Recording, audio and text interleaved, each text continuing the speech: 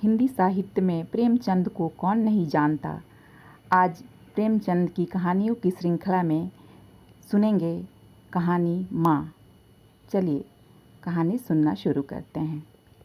आज बंदी छूटकर घर आ रहा है।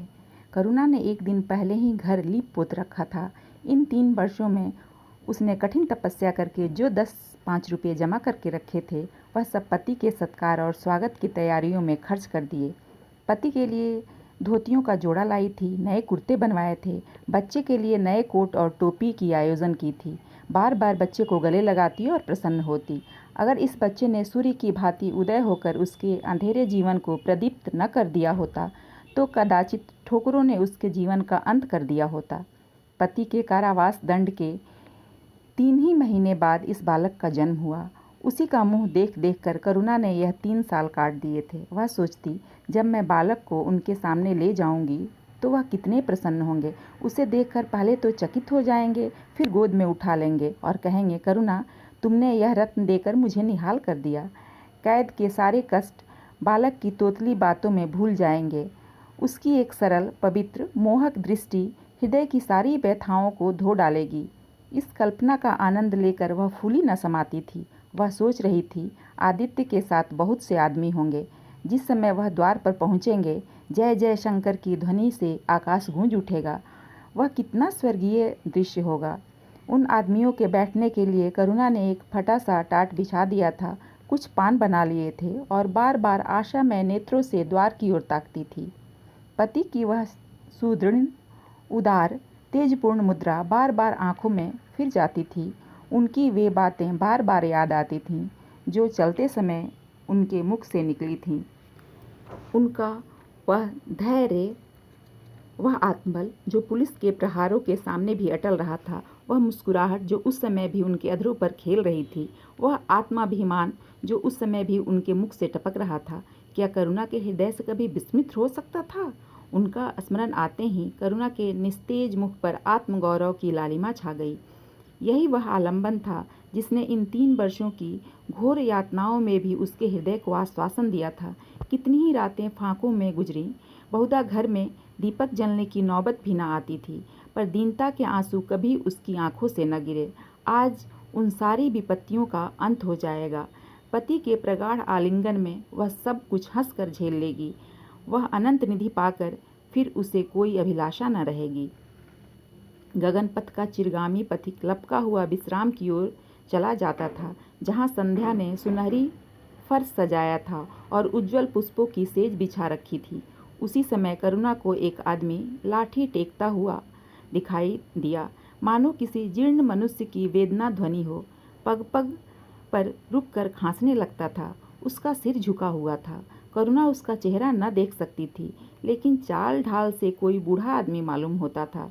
पर एक क्षण में जब वह समीप आ गया तो करुणा उसे पहचान गई। वह उसका प्यारा पति ही था, किंतु शोक, उसकी सूरत कितनी बदल गई थी। वह जवानी, वह तेज, वह चपलता, वह सुगठन सब प्रस्थान कर चुका था। केवल हड्डियों का एक ढांचा रह गया था। न कोई संगी, न साथी, न यार, न दोस्त। करुणा उसे पहचानते ही बाहर निकल आई, पर आलिंगन की कामना हृदय में दब कर रह गई। सारे मंसूबे धूल में मिल गए। सारा मनोल्लास आंसुओं के प्रवाह में बह गया, विलीन हो गया। आदित्य ने घर में कदम रखते ही मुस्कुराकर करुणा को देखा, पर उस मुस्कान में वेदना का एक संसार भरा हुआ था। करुणा ऐसी शिथिल हो गई मानो हृदय का स्पंदन रुक गया हो। वह फटी हुई आंखों से स्वामी की ओर टकटकी बांधे खड़ी थी, मानो उसे अपनी आंखों पर अभी विश्वास न आता हो। स्वागत या दुख का एक शब्द भी उसके मुंह से न निकला। बालक भी उसकी गोद में बैठा हुआ सहमी आंखों से इस कंकाल को देख रहा था और माता की गोद से चिपटा जाता था।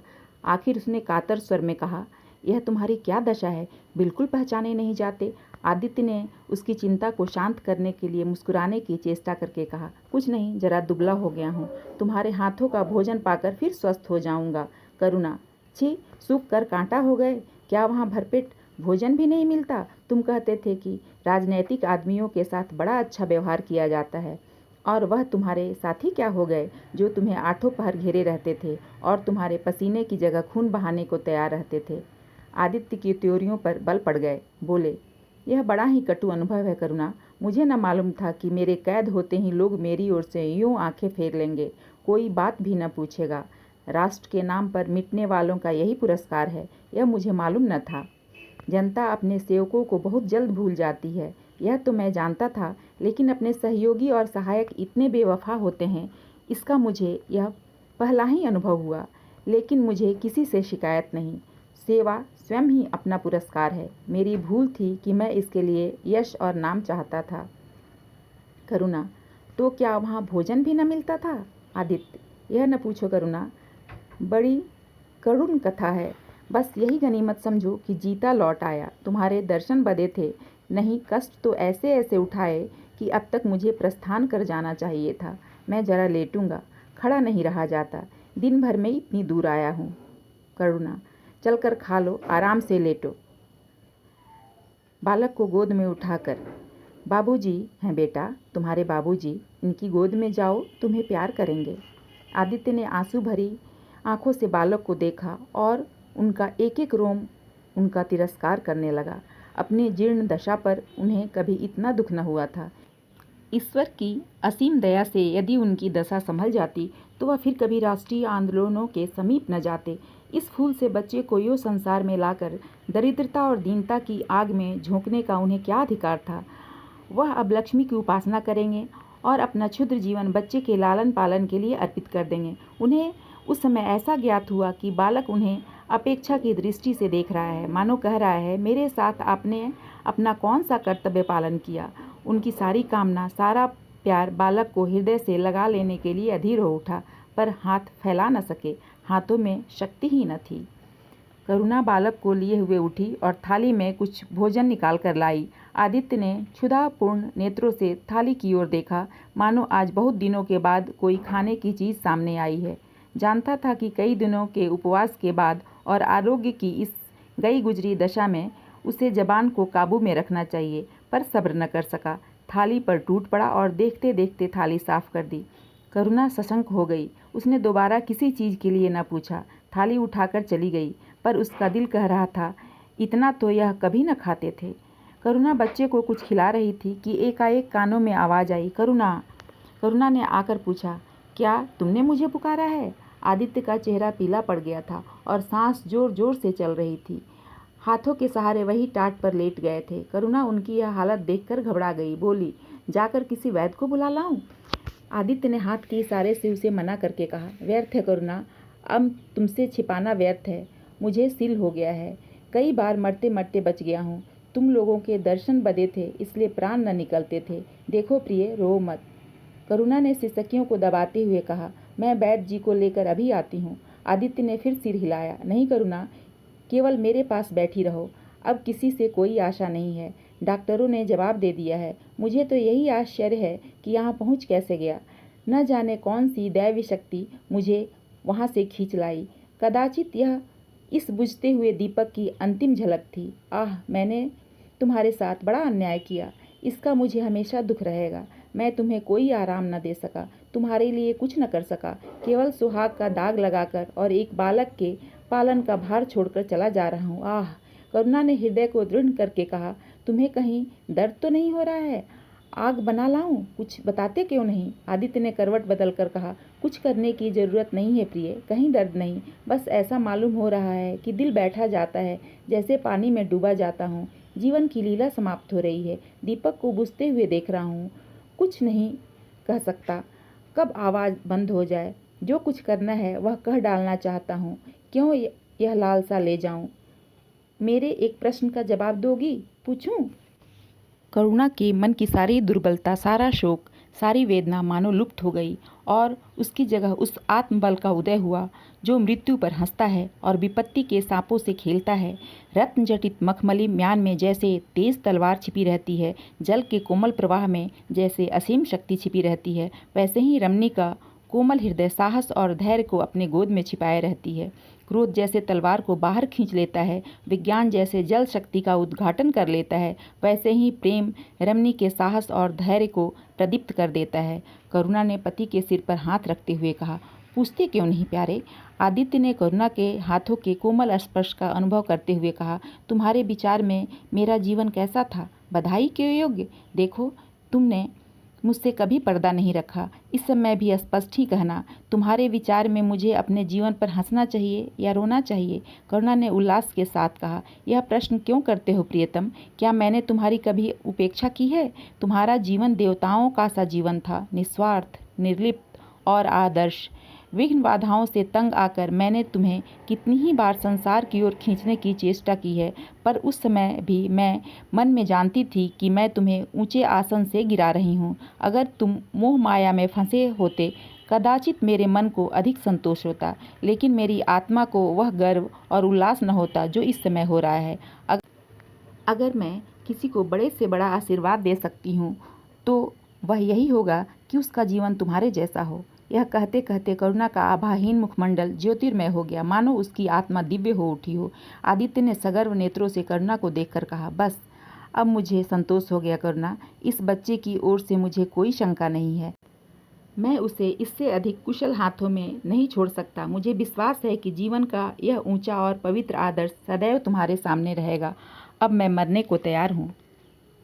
7 वर्ष बीत गए। बालक प्रकाश अब 10 साल का रूपवान, बलिष्ठ, प्रसन्न मुख कुमार था। बला का तेज, साहसी और मनस्वी।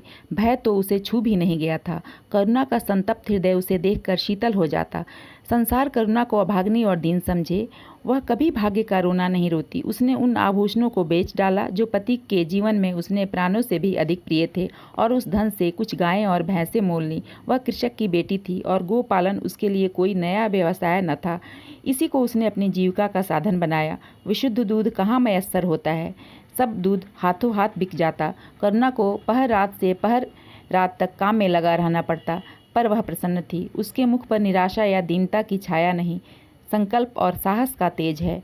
उसके एक एक अंग से आत्मगौरव की ज्योति सी निकल रही है। आंखों में एक दिव्य प्रकाश है, गंभीर, अथाह, असीम।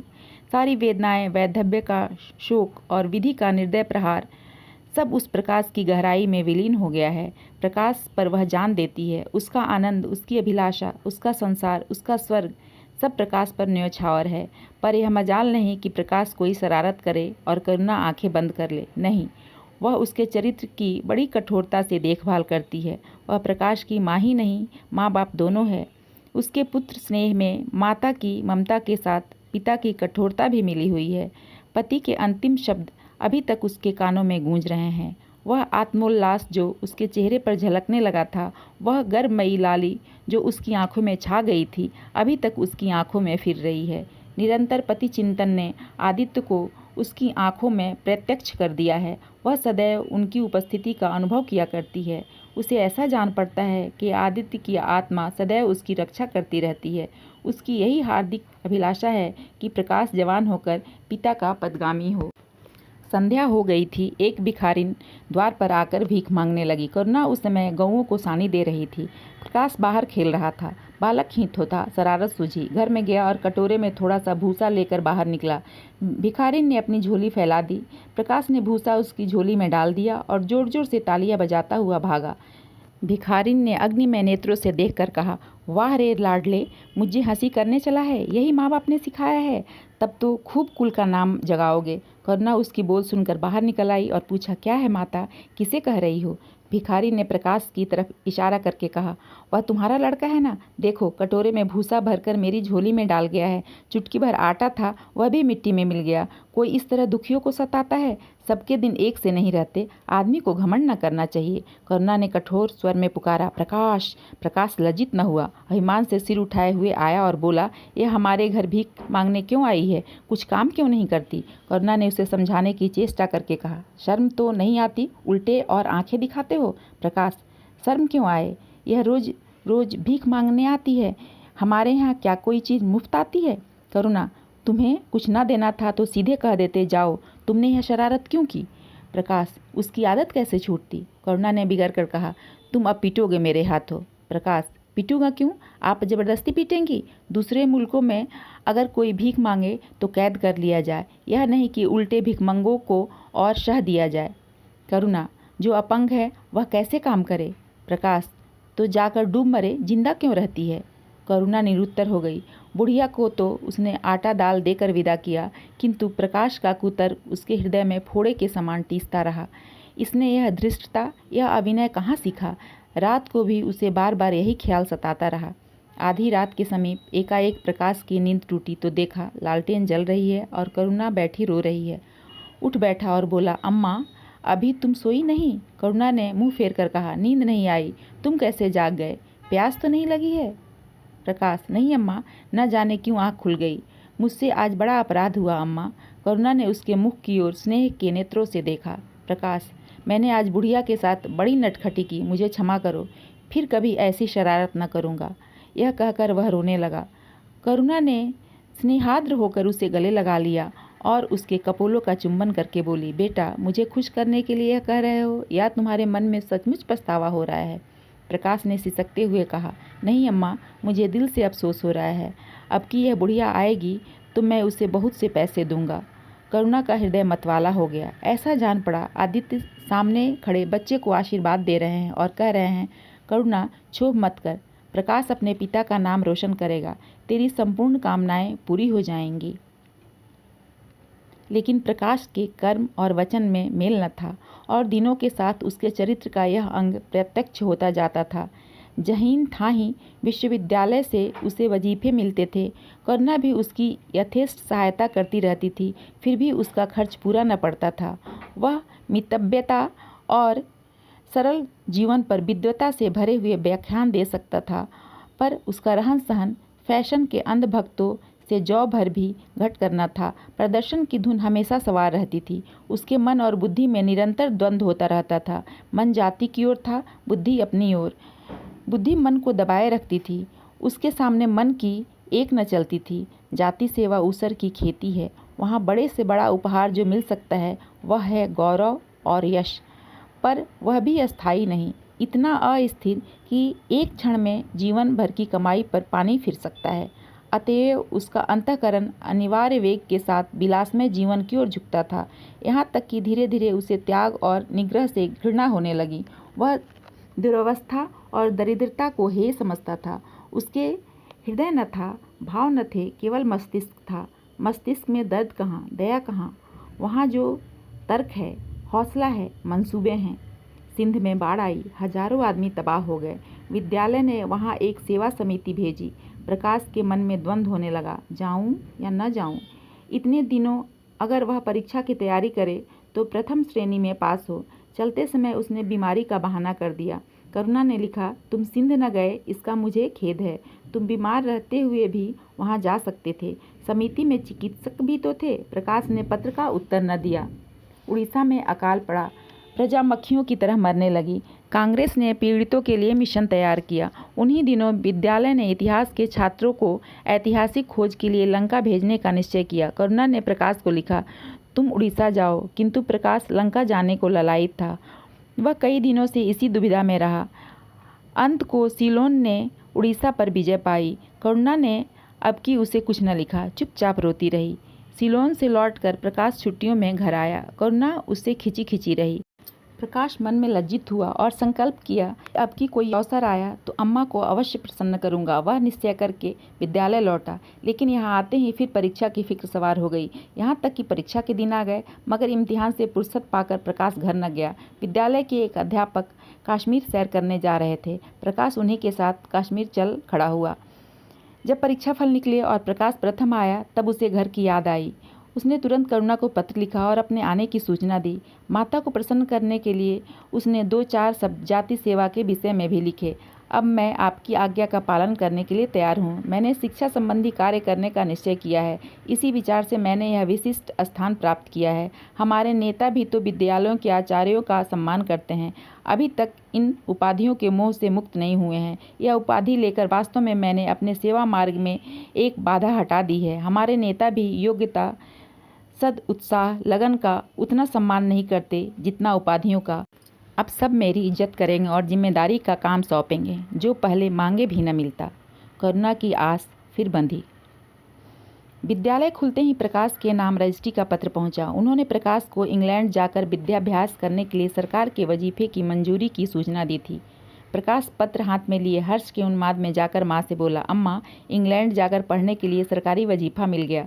करुणा ने उदासीन भाव से पूछा। तो तुम्हारा क्या इरादा है? प्रकाश, मेरा इरादा? ऐसा अवसर पाकर भला कौन छोड़ता है? करुणा, तुम तो स्वयं सेवकों में भर्ती होने जा रहे थे। प्रकाश, तो क्या आप समझती हैं स्वयंसेवक बन जाना ही जाति सेवा है? मैं इंग्लैंड से आकर भी तो सेवा कार्य कर सकता हूँ। और अम्मा सच पूछो तो एक मजिस्ट्रेट अपने देश का जितना उपकार कर सकता है उतना 1000 स्वयंसेवक मिलकर भी नहीं कर सकते। मैं तो सिविल सर्विस की परीक्षा में बैठूंगा और मुझे विश्वास है कि सफल हो जाऊंगा। करुणा ने चकित होकर पूछा, तो क्या तुम मजिस्ट्रेट हो जाओगे? प्रकाश, सेवा भाव रखने वाला एक मजिस्ट्रेट कांग्रेस के 1000 सभापतियों से ज़्यादा उपकार कर सकता है। अखबारों में उसकी लंबी लंबी तारीफें न छपेंगी, उसकी वक्तृताओं पर तालियां न बजेंगी, जनता उसके जुलूस की गाड़ी न खींचेगी और न विद्यालयों के छात्र उसको अभिनंदन पत्र देंगे। पर सच्ची सेवा मजिस्ट्रेट ही कर सकता है। करुणा ने आपत्ति के भाव से कहा, लेकिन यही मजिस्ट्रेट तो जाति के सेवकों को सजाएं देते हैं, उन पर गोलियां चलाते हैं। प्रकाश, अगर मजिस्ट्रेट के हृदय में परोपकार का भाव है तो वह नरमी से वही काम कर सकता है जो दूसरे गोलियां चलाकर भी नहीं कर सकते। करुणा, मैं यह न मानूंगी। सरकार अपने नौकरों को इतनी स्वाधीनता नहीं देती, वह एक नीति बना देती है और हर एक सरकारी नौकर को उसका पालन करना पड़ता है। सरकार की पहली नीति यह है कि वह दिन दिन अधिक संगठित और दृढ़ हो। इसके लिए स्वाधीनता के भावों का दमन करना जरूरी है। अगर कोई मजिस्ट्रेट इस नीति के विरुद्ध काम करता है तो वह मजिस्ट्रेट न रहेगा। वह हिंदुस्तानी मजिस्ट्रेट था जिसने तुम्हारे बाबूजी को जरा सी बात पर 3 साल की सज़ा दे दी। इस सज़ा ने उनके प्राण लिए। बेटा, मेरी इतनी बात मानो, सरकारी पदों पर न गिरो। मुझे यह मंजूर है कि तुम मोटा खाकर और मोटा पहनकर अपने देश की कुछ सेवा करो, इसके बदले कि तुम हाकिम बन जाओ और शान से जीवन बिताओ। यह समझ लो कि जिस दिन तुम हाकिम की कुर्सी पर बैठोगे उस दिन से तुम्हारा दिमाग हाकिमों का सा हो जाएगा। तुम यही चाहोगे कि अफसरों में तुम्हारी नेकनामी और तरक्की हो। एक गंवारू मिसाल लो। लड़की जब तक मैके में कुंवारी रहती है वह अपने को उसी घर का समझती है, लेकिन जिस दिन ससुराल चली जाती है वह अपने घर को दूसरों का घर समझने लगती है। माँ बाप, भाई बंधु सब वही रहते हैं, लेकिन वह घर अपना नहीं रहता। यही दुनिया का दस्तूर है। प्रकाश ने खींच कर कहा, तो क्या आप यही चाहती हैं कि मैं जिंदगी भर चारों तरफ ठोकरें खाता फिरूं? करुणा कठोर नेत्रों में देखकर बोली, अगर ठोकर खाकर आत्मा स्वाधीन रह सकती हो तो यही कहूँगी, ठोकर खाना अच्छा है। प्रकाश ने निश्चयात्मक भाव से पूछा, तो आपकी यही इच्छा है? करुणा ने उसी स्वर में उत्तर दिया, हाँ, यही मेरी इच्छा है। प्रकाश ने कुछ जवाब न दिया, उठकर बाहर चला गया और तुरंत रजिस्ट्रार को इनकारी पत्र लिख भेजा। मगर उसी क्षण से मानो उसके सिर पर विपत्ति ने आसन जमा लिया। विरक्त और विमन मन से कमरे में पड़ा रहता, न कहीं घूमने जाता, न किसी से मिलता, मुंह लटकाए भीतर आता, 2-4 कौर खाता और फिर बाहर चला आता। यहाँ तक कि 1 महीना गुजर गया। न चेहरे पर वह लाली रही, न वह ओज। आंखें अनाथों के मुख की भांति याचना से भरी हुई। ओठ हंसना भूल गए, मानो उस इनकारी पत्र के साथ उसकी सारी सजीवता, सारी चपलता, सारी सरसता विदा हो गई। करुणा उसके मनोभाव समझती थी और उसके शोक को भुलाने की चेष्टा करती थी, पर रूठे देवता प्रसन्न न होते थे। आखिर एक दिन उसने प्रकाश से कहा, बेटा, अगर तुमने विलायत जाने की ठान ली है तो चले जाओ, मैं मना न करूँगी। मुझे खेद है कि मैंने तुम्हें रोका। अगर मैं जानती तुम्हें इतना आघात पहुँचेगा तो कभी न रोकती। मैंने तो केवल एक विचार से रोका था कि तुम्हें जाति सेवा में मगन देखकर तुम्हारे बाबूजी की आत्मा प्रसन्न होगी। उन्होंने चलते समय यह वसीयत की थी। प्रकाश ने रुखाई से जवाब दिया, अब क्या जाऊँगा, इनकारी खत लिख चुका।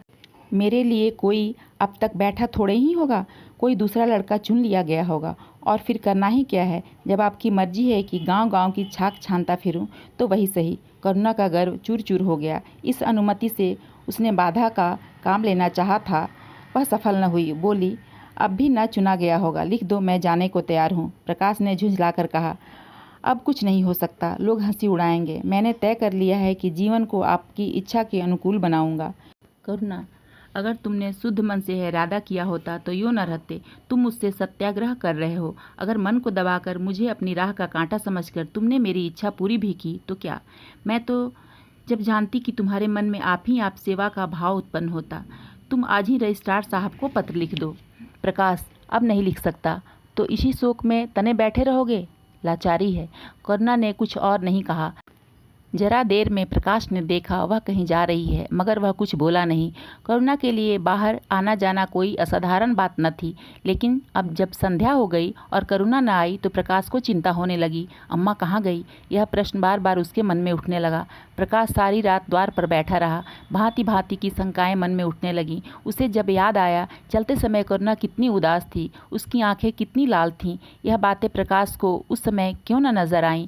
क्या वह स्वार्थ में अंधा हो गया था? हाँ, अब प्रकाश को याद आया, माता ने साफ सुथरे कपड़े पहने थे, उसके हाथ में छतरी भी थी। तो क्या वह कहीं बहुत दूर गई हैं? किससे पूछे? अनिष्ट के भय से प्रकाश रोने लगा। श्रावण की अंधेरी भयानक रात थी। आकाश में श्याम मेघमालाएं भीषण स्वप्न की भांति छाई हुई थीं। प्रकाश रह रह कर आकाश की ओर देखता था, मानो करुणा उन्हीं मेघमालाओं में छिपी बैठी है। उसने निश्चय किया, सबेरा होते ही माँ को खोजने चलूँगा। और अगर किसी ने द्वार खटखटाया। प्रकाश ने दौड़कर खोला तो देखा करुणा खड़ी है। उसका मुखमंडल इतना खोया हुआ, इतना करुण था, जैसे आज ही उसका सुहाग उठ गया है, जैसे अब संसार में उसके लिए कुछ नहीं रहा, जैसे वह नदी के किनारे खड़ी अपनी लदी हुई नाव को डूबती देख रही है और कुछ नहीं कर सकती। प्रकाश ने अधीर होकर पूछा, अम्मा कहीं चली गई थी? बहुत देर लगाई। करुणा ने भूमि की ओर ताकते हुए जवाब दिया, एक काम से गई थी, देर हो गई। यह कहते हुए उसने प्रकाश के सामने एक बंद लिफाफा फेंक दिया।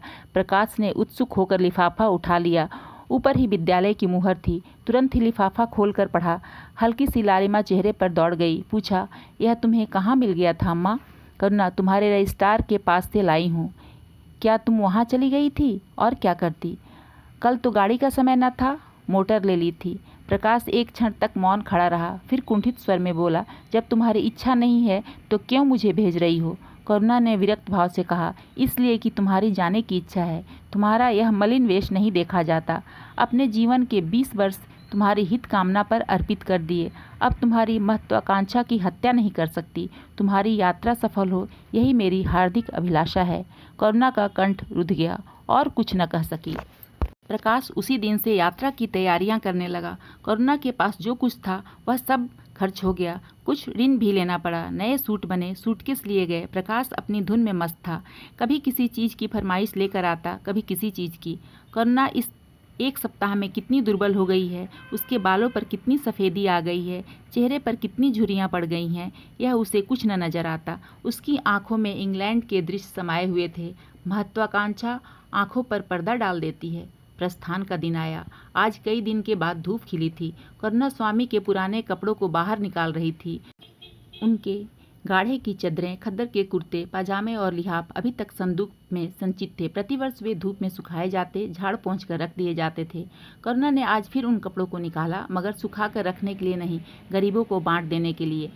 वह आज पति से नाराज है। वह लुटिया, डोर और घड़ी जो आदित्य की चिरसंगिनी थी और जिनकी आज 20 वर्ष से करुणा ने उपासना की थी, आज निकालकर आंगन में फेंक दी गई। वह झोली जो बरसों आदित्य के कंधों पर आरूढ़ रह चुकी थी, आज कूड़े में डाल दी गई। वह चित्र जिसके सामने आज 20 वर्ष से करुणा सिर झुकाती थी, आज बड़ी निर्दयता से भूमि पर डाल दिया गया।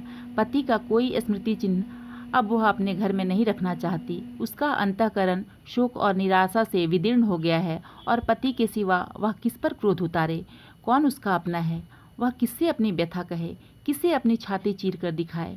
वह होते तो क्या आज प्रकाश दास्ता की जंजीर गले में डालकर फूला ना समाता?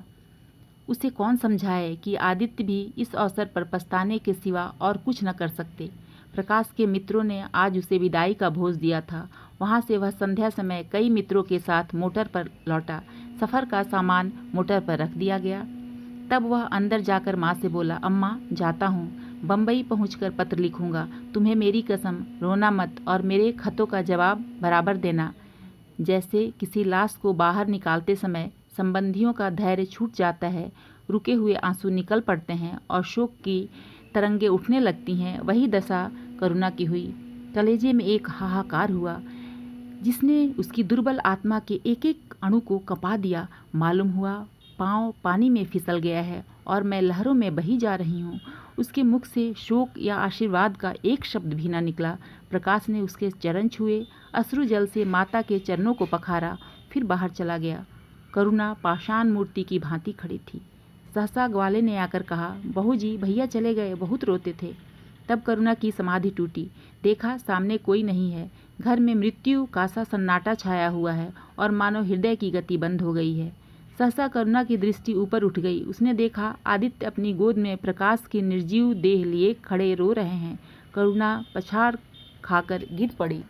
करुणा जीवित थी, पर संसार से उसका कोई नाता न था। उसका छोटा सा संसार, जिसे उसने अपनी कल्पनाओं के हृदय में रचा था, स्वप्न की भांति अनंत में विलीन हो गया था। जिस प्रकाश को सामने देखकर वह जीवन की अंधेरी रात में भी हृदय में आशाओं की संपत्ति लिए जी रही थी, वह बुझ गया और संपत्ति लुट गई। अब न कोई आश्रय था और न उसकी ज़रूरत। जिन गौओं को वह दोनों वक्त अपने हाथों से दाना चरा देती और सहलाती थी, अब खूंटे पर बंधी निराश नेत्रों से द्वार की ओर ताकती रहती थी। बछड़ों को गले लगाकर चुमकारने वाला अब कोई न था। किसके लिए दूध दुहे, मस्का निकाले, खाने वाला कौन था? करुणा ने अपने छोटे से संसार को अपने ही अंदर समेट लिया था, किंतु एक ही सप्ताह में करुणा के जीवन में फिर रंग बदला। उसका छोटा सा संसार फैलते फैलते विश्वव्यापी हो गया। जिस लंगर ने नौका को तट से एक केंद्र पर बांध रखा था, वह उखड़ गया। अब नौका सागर के अशेष विस्तार में भ्रमण करेगी, चाहे वह उद्दाम तरंगों के वक्ष में ही क्यों न विलीन हो जाए। करुणा द्वार पर जा बैठती और मुहल्ले भर के लड़कों को जमा करके दूध पिलाती। दोपहर तक मक्खन निकालती और वह मक्खन मुहल्ले के लड़के खाते। फिर भांति भांति के पकवान बनाती और कुत्तों को खिलाती। अब यही उसका नित्य का नियम हो गया। चिड़िया, कुत्ते, बिल्लियाँ, चींटे, चींटियाँ सब अपने हो गए। प्रेम का वह द्वार अब किसी के लिए बंद न था। उस अंगुल भर जगह में, जो प्रकाश के लिए भी काफ़ी न थी, अब समस्त संसार समा गया। एक दिन प्रकाश का पत्र आया। करुणा ने उसे उठाकर फेंक दिया। फिर थोड़ी देर बाद उसे उठाकर फाड़ डाला और चिड़ियों को दाना चुगाने लगी। मगर जब निशा योगिनी ने अपनी धुनी जलाई और वेदनाएं उससे वरदान मांगने के लिए विकल होकर चली, तो करुणा की मनोवेदना भी सजग हो उठी। प्रकाश का पत्र पढ़ने के लिए उसका मन व्याकुल हो उठा। उसने सोचा, प्रकाश मेरा कौन है? मेरा उससे क्या प्रयोजन? हाँ, प्रकाश मेरा कौन है? हृदय ने उत्तर दिया, प्रकाश तेरा सर्वस्व है। वह तेरे उस अमर प्रेम की निशानी है जिससे तू सदैव के लिए वंचित हो गई। वह तेरे प्राणों का प्राण है, जीवन दीपक का प्रकाश, तेरे संचित कामनाओं का माधुर्य, तेरे अश्रु जल में विहार करने वाला हास। करुणा उस पत्र के टुकड़ों को जमा करने लगी, मानो उसके प्राण बिखरे गए हों। एक एक टुकड़ा उसे अपने खोए हुए प्रेम का एक एक पद चिन्ह सा मालूम पड़ता था। जब सारे पुर्जे जमा हो गए तो करुणा दीपक के सामने बैठकर उन्हें जोड़ने लगी, जैसे कोई वियोगी हृदय प्रेम के टूटे हुए तारों को जोड़ रहा हो। हाय री ममता! वह अभागिनी सारी रात उन पुर्जों को जोड़ने में लगी रही। पत्र दोनों ओर लिखा हुआ था, इसलिए पुर्जों को ठीक स्थान पर रखना और भी कठिन था। कोई शब्द, कोई वाक्य बीच में गायब हो जाता। उस एक टुकड़े को वह फिर खोजने लगती। सारी रात बीत गई, पर पत्र अभी अपूर्ण था। दिन चढ़ाया। मोहल्ले के लौंडे मक्खन और दूध की चाट में एकत्र हो गए। कुत्तों और बिल्लियों का आगमन हुआ। चिड़िया आकर आंगनों में फुदकने लगी। कोई ओखली पर बैठी, कोई तुलसी के चौतरे पर करुणा को सिर उठाने की फुर्सत नहीं। दोपहर हुआ। करुणा ने सिर न उठाया। न भूख थी न प्यास थी। फिर संध्या हो गई, पर वह पत्र अभी तक अधूरा था। पत्र का आशय समझ में आ रहा था। प्रकाश का जहाज कहीं से कहीं जा रहा है। उसके हृदय में कुछ उठा हुआ है। क्या उठा हुआ है? पर करुणा न सोच सकी। प्यास से तड़पते हुए आदमी की प्यास क्या ओस से बुझ सकती है? करुणा पुत्र की लेखनी से निकले हुए एक एक शब्द को पढ़ना और उसे अपने हृदय पर अंकित कर लेना चाहती थी। इस भांति 3 दिन गुजर गए। संध्या हो गई थी। 3 दिन की जगी आंखें जरा झपक गईं। करुणा ने देखा, एक लंबा चौड़ा कमरा है। उसमें मेजें और कुर्सियां लगी हुई हैं। बीच में एक ऊंचे मंच पर कोई आदमी बैठा हुआ है। करुणा ने ध्यान से देखा, वह प्रकाश था। एक क्षण में एक कैदी उसके सामने लाया गया। उसके हाथ पांव में जंजीर थी, कमर झुकी हुई। यह आदित्य थे। करुणा की आंखें खुल गईं, आंसू बहने लगे। पत्र के टुकड़ों को फिर समेट लिया और उसे जलाकर राख कर डाला। राख की एक चुटकी के सिवा वहाँ कुछ न रहा। यही उस ममता की चिता थी जो इसके हृदय को विदीर्ण किए डालती थी। इसी एक चुटकी राख में उसका गुड़ियों वाला बचपन, उसका संतप्त यौवन और उसका तृष्णामय वैधव्य सब समा गया। प्रातःकाल लोगों ने देखा तो पंछी पिंजरे से उड़ चुका था। आदित्य का चित्र अब भी उसके हृदय से चिपका हुआ था। वह भग्न हृदय पति की स्नेह स्मृति में विश्राम कर रहा था और प्रकाश का जहाज यूरोप चला जा रहा था। आपको कहानी कैसी लगी कमेंट में अवश्य लिखें। और हाँ, आपको इसी तरह कहानियाँ मैं सुनाती रहूँगी। कृपया हमारे चैनल को सब्सक्राइब अवश्य कर लें। धन्यवाद।